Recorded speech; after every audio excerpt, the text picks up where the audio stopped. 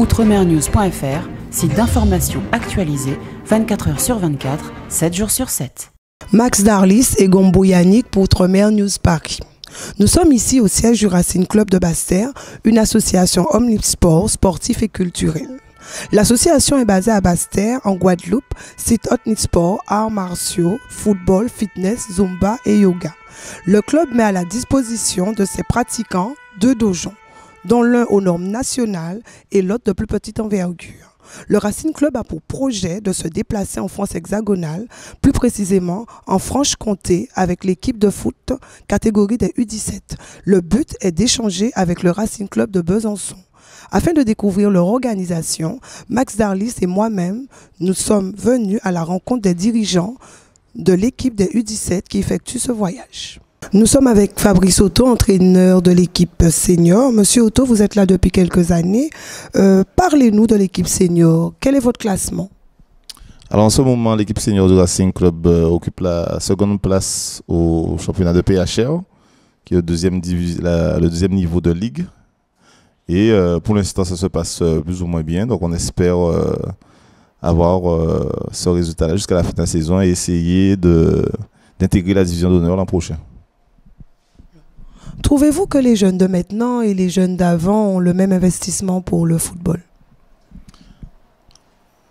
Alors, pour l'instant, on n'a pas trop à se plaindre de nos jeunes, puisque nous avons essayé, au travers d'un projet de club, d'avoir un cadre de vie et d'enseignement de la pratique du football chez nous.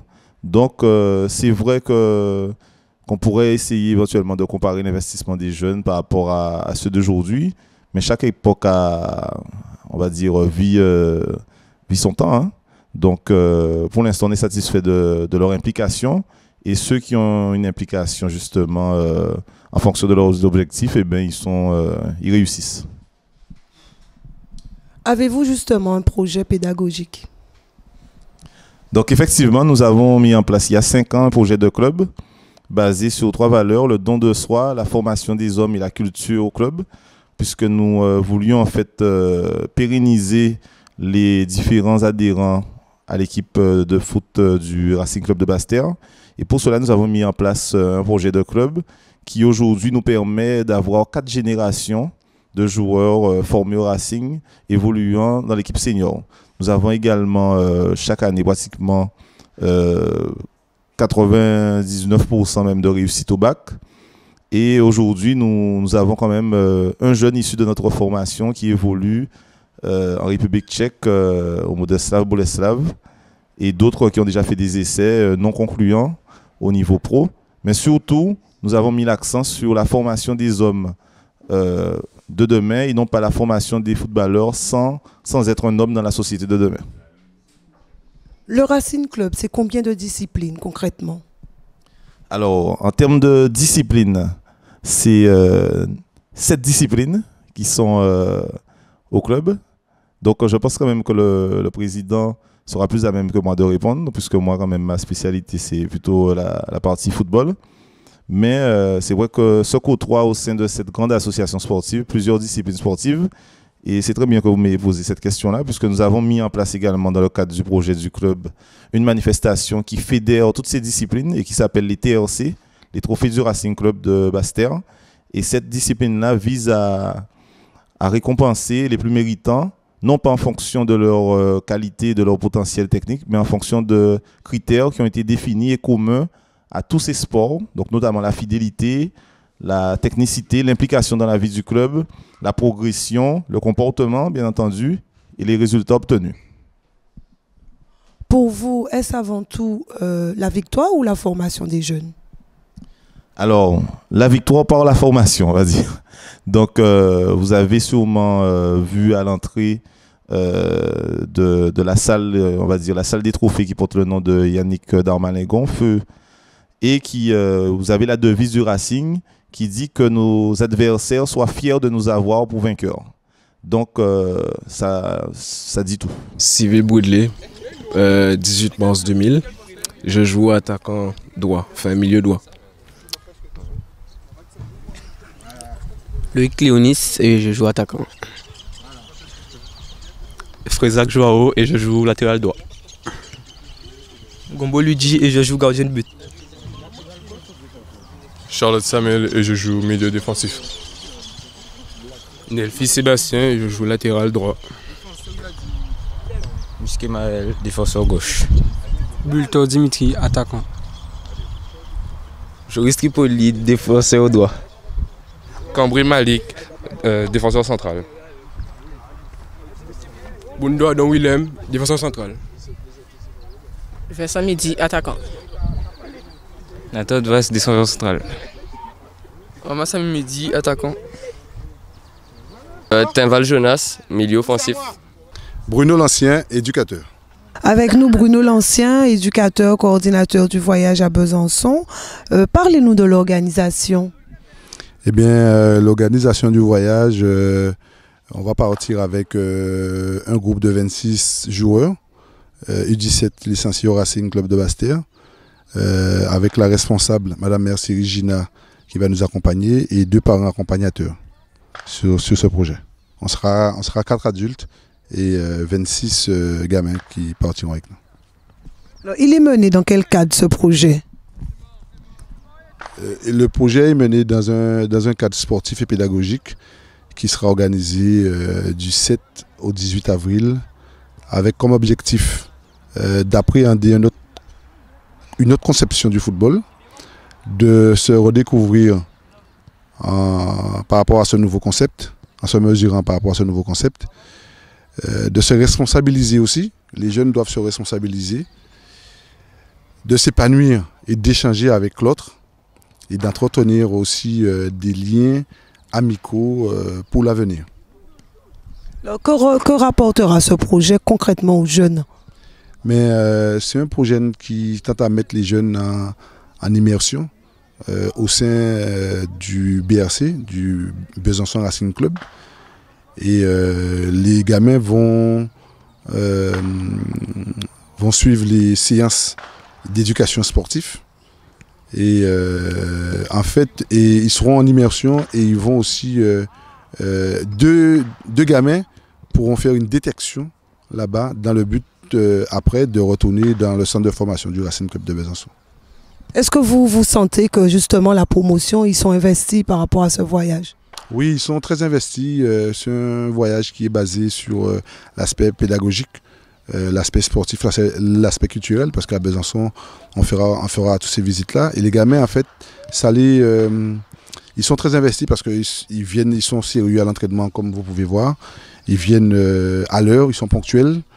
Et à l'école, tout va bien, les parents sont satisfaits. Donc ça aussi, on peut en sortir ce bénéfice-là du projet. Alors, y a-t-il justement un après Besançon? Mais l'après Besançon, c'est les gamins qui vont être détectés. Mais s'ils ont impressionné ou s'ils ont fait bonne figure à Besançon, mais ils vont peut-être appeler et à leur charge seront à Besançon sur l'équipe U19. U19 nationaux ou U17 nationaux de Besançon. Il faut rappeler aussi que Besançon, c'est l'un des seuls clubs amateurs qui joue en CFA ayant ces jeunes au plus haut niveau. Il n'y en a pas en France. Est-ce que vous pouvez nous donner le programme de la semaine, le programme des différents matchs qu'ils auront? En fait, on arrive le samedi 8. On sera logé à Besançon et à partir du lundi, on commencera les séances d'entraînement le lundi matin et l'après-midi, on va enchaîner les matchs. Donc ce sera le lundi, le mardi, le mercredi, le jeudi et le vendredi. Peut-être qu'il y aura une journée de repos où on ira, donc c'est entraînement le matin et match l'après-midi. Donc on va jouer contre les U17 nationaux de Besançon et contre les équipes qui jouent dans le niveau juste en dessous. Donc d'accord, c'est pour vraiment mettre nos gamins à contribution. Et aussi, on va aussi faire des visites de musées, parce que aussi c'est culturel et pédagogique, j'avais dit. Donc le château de Joux, où Toussaint Louverture s'était fait emprisonner, donc c'est à Pontarlier, c'est à 200 km de Besançon, donc on ira là, parce que ça concerne directement les gamins, ils sont directement concernés par leur histoire. Et aussi le musée de la négritude, un des premiers musées de la négritude qui se trouve à Besançon même. Donc on aura l'aspect sportif et l'aspect culturel des gamins. Et Besançon mettra aussi, ce sera un vrai échange avec les cadres de Besançon afin que nous puissions mieux appréhender les difficultés ou ce qui nous reste à faire par rapport au foot. Bonjour, je m'appelle Régis Merciris, je joue au poste de milieu défensif et défenseur central. Alors depuis quand avez-vous cette passion pour le foot? Ça remonte à l'âge de 5 ans, j'ai débuté à l'AOG, puis je suis arrivé au Racing vers l'âge de 11 ans. Et envisagez-vous une carrière professionnelle, au niveau professionnel? Si possible, oui, mais on verra si ça paye ou pas. Est-ce que c'est un investissement de jouer au foot? Est-ce que c'est une organisation? Oui, une très grosse organisation. Il faut jongler entre le lycée, le football et autre activité externe. Donc ça mérite beaucoup d'organisation. Et justement, ça se passe comment au lycée? Ça se passe très bien. On est entouré d'autres camarades qui eux aussi pratiquent le football. Donc on ne peut que mieux faire. Êtes-vous content de partir à la rencontre du Racing Club à Besançon? Oui, c'est toujours une bonne chose de partir à la rencontre d'autres clubs, surtout pour aller voir des joueurs professionnels. Ça va nous permettre de voir qu'est-ce qu'il y a au-delà de la Guadeloupe, de voir la concurrence et de pouvoir nous tester. Et justement, est-ce que vous envisagez une carrière au niveau professionnel? À mon âge, 16 ans, je pense que c'est le moment là. Donc, oui, si Dieu veut, après, c'est le talent qui parle. Donc, je ne vois pas pourquoi je ne pourrais pas avoir ma chance. Alors justement, pensez-vous que vous avez le talent pour ça? Le talent, oui, mais il n'y a pas que ça. Il y a beaucoup de travail derrière. Donc, c'est persévérer et beaucoup travailler à l'entraînement. Depuis quand avez-vous cette passion pour le foot? On peut dire depuis toujours. J'ai commencé le football à 5 ans, donc c'est assez tôt. Et puis voilà, je continue à faire du foot depuis. Alors, êtes-vous content justement de partir à la rencontre du Racing Club de Besançon? Oui, très content. Ça va nous permettre de vivre une expérience avec un club professionnel.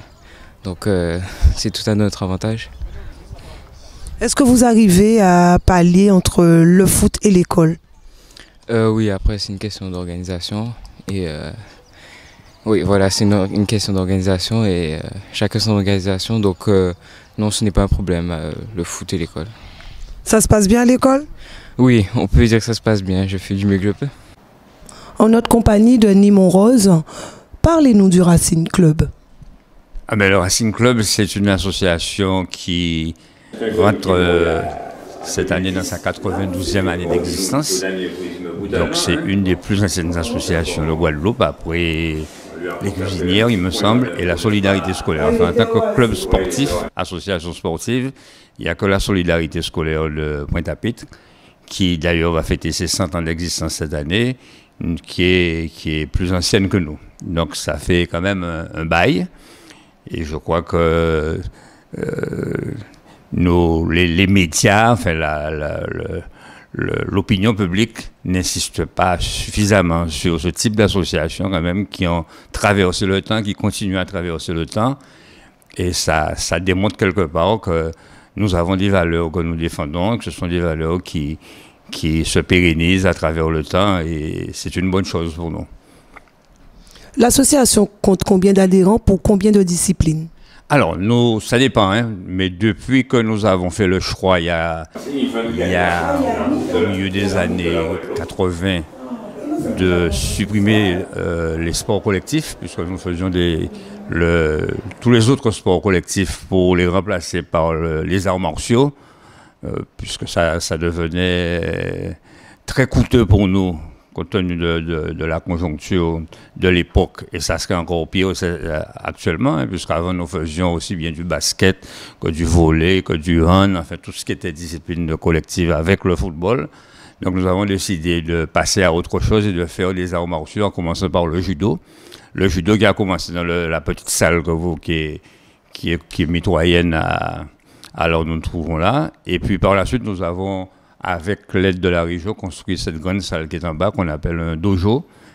Et c'est vrai que nous avons pu développer un certain nombre de disciplines comme le judo, le karaté, le taekwondo, le krav maga. Ce qui fait que nous tournons aujourd'hui avec le football. Chaque année, nous oscillons entre 500 et 600 licenciés à peu près. D'accord. Vos principaux moyens financiers proviennent de quel organisme? Nous n'avons pas de moyens financiers qui proviennent d'aucun organisme. Hein. Disons qu'à une époque, nous recevions quand même des subventions des collectivités et des subventions qui nous permettaient de vivre un petit peu mieux qu'aujourd'hui. Mais depuis quelques années, c'est le désert. La ville même, bon, elle fait ce qu'elle peut, mais on connaît la situation aujourd'hui de toutes les grandes collectivités, et plus singulièrement encore des villes. C'est que nous faisons avec les moyens du bord, c'est-à-dire que nous vivons aujourd'hui avec les cotisations de nos adhérents.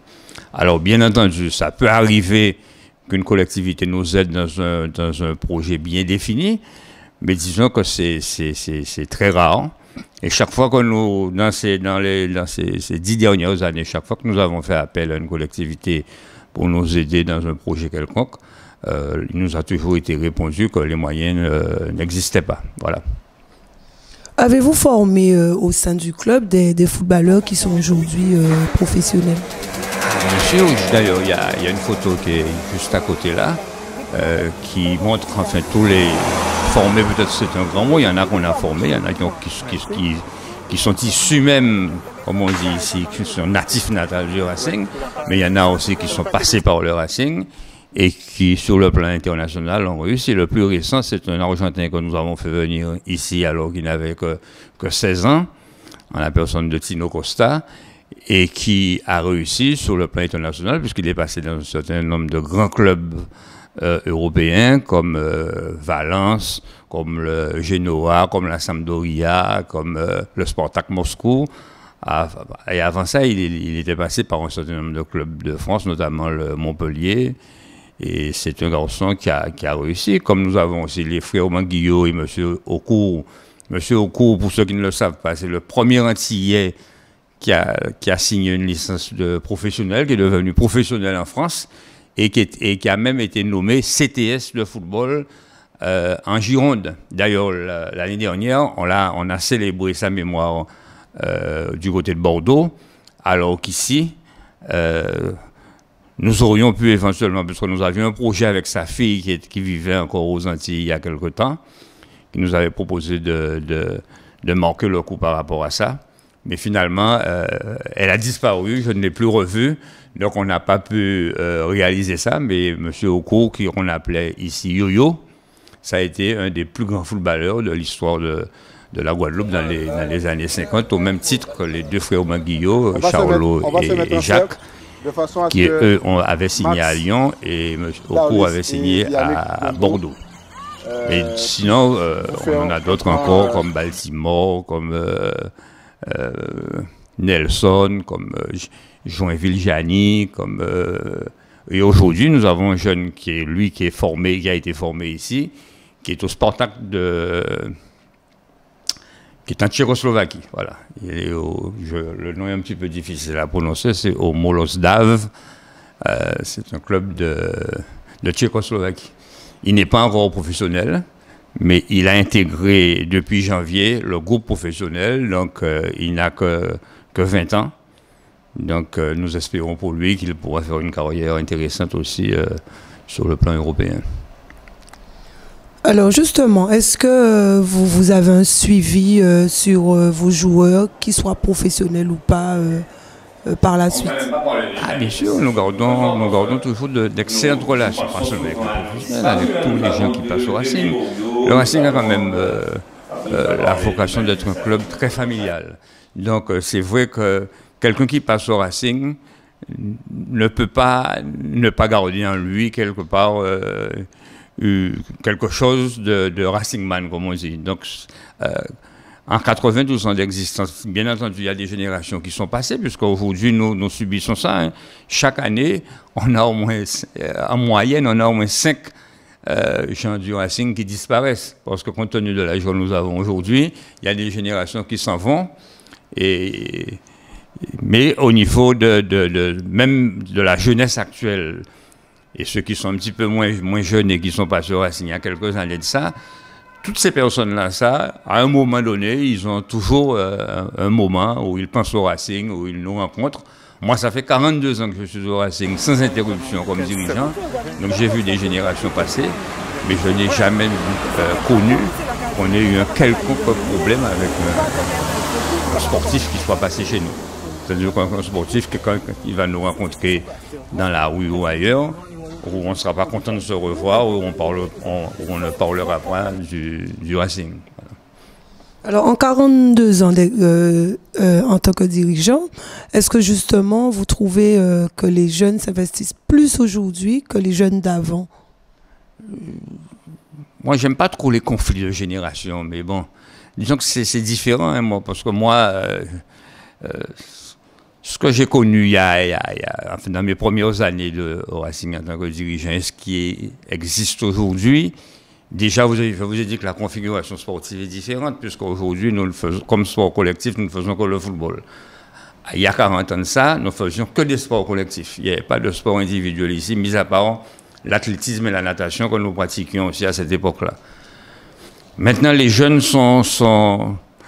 ils sont plus compliqués quand même parce qu'ils ont d'autres choses à faire que du sport. C'est-à-dire qu'ils n'ont plus besoin du sport.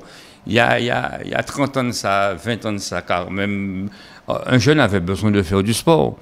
Parce que sinon, il n'avait rien. Il n'y avait pas de télé, il n'y avait aucune sorte de distraction. Donc, tous les jeunes faisaient du sport, même en allant à la rivière tous les jours et en sautant de roche en roche, c'est tout ce qu'on faisait. Hein. Bon, maintenant, tout est organisé. Ceux qui pratiquent les arts martiaux aujourd'hui, ils paient une cotisation mensuelle, ils paient leur licence, ils paient leur adhésion. Tandis qu'à l'époque, personne ne payait rien. Tout était fait bénévolement. Les gens, même les entraîneurs et tout ça, c'était des bénévoles. Maintenant, le bénévolat n'existe plus. Hein.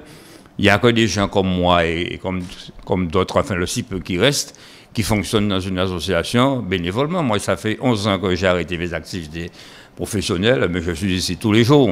Je passe mon temps ici à faire fonctionner le club, mais ça ne se voit pas partout. D'ailleurs, ce sont les retraités qui, pratiquement dans tous les clubs, font fonctionner ces clubs-là aujourd'hui. Parce que la jeunesse, ça ne les intéresse pas. Ils font du sport, que ce soit un sport individuel ou collectif, mais quand ils arrêtent le sport, ils ont fini avec le club. D'ailleurs, c'est devenu beaucoup plus anonyme aussi. Les gens qui pratiquent le judo, moi, je ne les connais pas tous. Les gens qui pratiquent les arts martiaux, je ne les connais pas tous. Moi, j'ai connu le football, donc je suis resté attaché au football. Je connais un petit peu tous les gens du football. Mais dans les autres disciplines ici, il y a des gens que je ne connais pas. Peut-être qu'ils me connaissent à force de me voir tous les jours, mais moi, je ne les connais pas, je n'ai pas de relation avec eux. Le Racing, on n'ira pas supporter pour les judokas du Racing, ni pour les karatékas du Racing, mais on ira supporter pour l'équipe de football du Racing. Bon, ce sont bon, on vit avec son temps. Hein, bon, d'ailleurs, quand vous regardez un petit peu la salle, là, vous verrez que des gens du football, ce sont des trophées du football, du basket, en fait, des sports individuels. Mais le problème, si vous voulez, c'est que les sports, les arts martiaux, ça fonctionne plus en salle de sport qu'en association sportive. Bon, ce sont des gens à la limite, même s'ils sont licenciés au Racing, mais quelquefois j'ai l'impression qu'ils nous louent nos locaux, puisqu'ils paient, et puis ça s'arrête là. Ils n'ont rien à machin du fonctionnement du club, ils ne sont pas impliqués forcément dans tout ça. Ils ont un lieu où ils s'entraînent, et puis quand c'est fini, mais ils entrent chez eux, mais ils ne sont pas impliqués dans la vie du Racing. C'est le football aujourd'hui qui permet au Racing d'avoir encore une âme d'association. Et nous sommes en train de lutter pour que cet esprit associatif reste dans notre club et qu'on ne devienne pas une salle de sport anonyme comme les salles qui existent, où vous payez un abonnement, vous faites votre sport et vous vous en allez, il n'y a pas de lien social, il n'y a pas de relation, il n'y a pas de discussion, il n'y a pas d'opposition, il n'y a pas de vie à la limite, moi, si je peux m'exprimer comme ça. Bonsoir Bruno Devas, parent d'un joueur du Racing en U17. Alors, que pensez-vous du projet par rapport au voyage de Besançon? Alors, le projet en soi, c'est un projet qui va viser à immerger les enfants dans un monde professionnel, dans l'antichambre du monde du football professionnel. Bon, il y a l'aspect pédagogique qui est un aspect tout à fait louable. Confronter les enfants à la réalité, parce qu'entre le rêve d'être assis derrière la télé ou sur la PlayStation en disant qu'on va jouer au football et que la réalité du terrain, et ça s'appelle sacrifice, abnégation, respect, avec toutes les valeurs qu'on doit et qu'on demande, la rigueur aussi. Donc je pense que là, j'espère que certains seront convaincus par leurs rêves ou encore vont se réveiller dans des réalités beaucoup plus appréciables. Alors, en tant que parent, vous êtes-vous investi dans ce projet? Ben, justement, pas seulement moi, une majorité des parents des U17 s'investit, surtout financièrement déjà, et de façon à pouvoir réduire les coûts, les coûts induits par rapport à ce voyage, font des actions. J'avoue que si on avait la double compréhension de savoir que ça empêche nos enfants d'être autre part que sur le terrain de football et que la nécessité d'accompagner ces enfants dans un projet pédagogique, ça pourra peut-être faire comprendre à certains parents qu'il faut d'abord accompagner des enfants, quelle que soit leur activité, de façon à éviter le genre de déviance dont nous avons le malheur d'entendre les méfaits journellement. Outremernews.fr, site d'information actualisé 24 h sur 24, 7 jours sur 7.